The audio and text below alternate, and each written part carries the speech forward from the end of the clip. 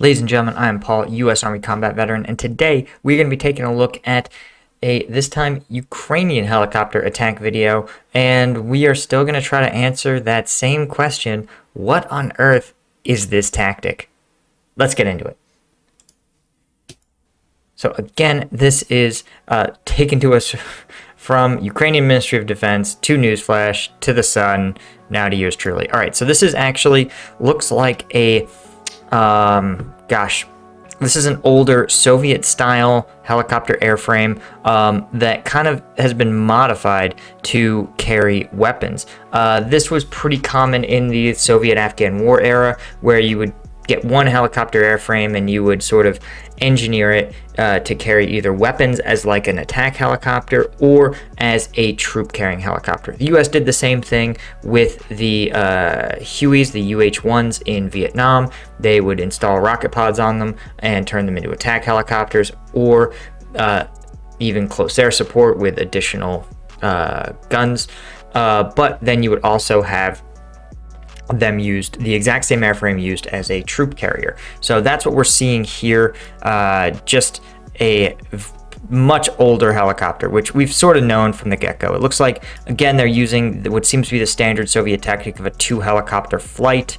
This is, of course, looking out through the door. Looks like they have a door gunner. And okay, you notice they did that same thing that the Russians do. Watch again. See, the helicopter tilts up and then fires these unguided rockets in just sort of sends them in an arc. And it's understandable. The Ukrainian forces, like the Russian forces, they don't have that many helicopters. They don't want to use them all. Yeah, look at the angle that helicopter strikes before it fires these unguided missiles in basically just an indirect fire arc.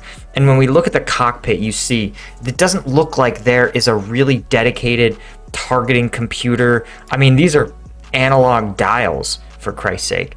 Like, there's almost certainly no targeting computer at work. It's more like they probably get the approximate location, the approximate angle, and then they just let the rockets fly. I don't understand what target they think they're going to hit. I think this is just wasting targets, but there's not a lot else you can do with these helicopters because there are so few of them that I think both sides don't want to risk their airframes. They have very few operational airframes left, and so comparatively, and the threat of man portable air defense weapons is really high. There's a lot more air defense weapons than there are aircraft. So that means that many of the tactics we saw early in the conflict, where these aircraft would do actual close air support, they would use their unguided rockets on a gun run, release them at a target on the ground, and then pull away, right? So that the rockets just had to fly straight. They can't get that close to enemy formation, so they don't want to. So instead, they've been reduced to this strange indirect fire attack runs that, other than harassing fire, I'm not sure what, if anything, they do. Again, watch, they pull up real hard and they just sort of release and then they bank and go on their way. It's not clear that this is delivering any sort of...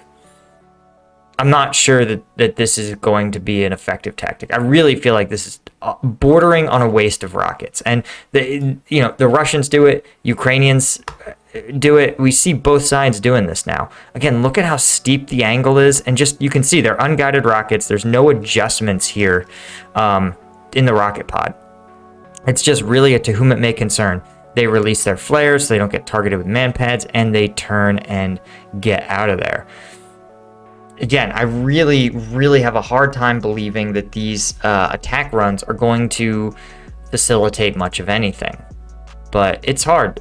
I get it. That when you're in an environment that has just a ton of man-portable air defense weapons, you're just not going to be able to get that close to the enemy when you have so few helicopter gunships. Okay, these look like almost different models entirely. Yeah, these are definitely different models. Not the same helicopters. Much more modern. They're dedicated attack helicopter platforms. You're sort of looking at the same basic cockpit setup, but they're still doing the same thing. They're tilting up, releasing their rockets and turning away. Again, this has to be just the only way they can engage targets without having to run the risk of man pads. Right, and here's 2 Ukrainian fighter jets, which also in danger of man-portable air defense. So I'm curious if they even show any footage of them, or if this is just literally like some sort of routine patrol under what do they call it? Air superiority patrol. Okay, guys, that was interesting. I hope you guys understand that, I've talked about this in other videos.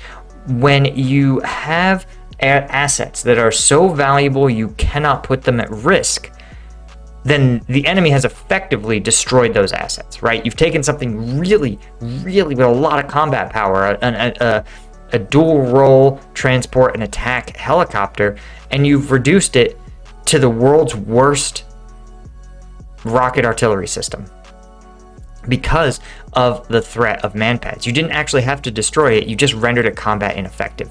And I worry a lot that the US does this. The US loves super weapons. We have super carriers, we only have 12 of them.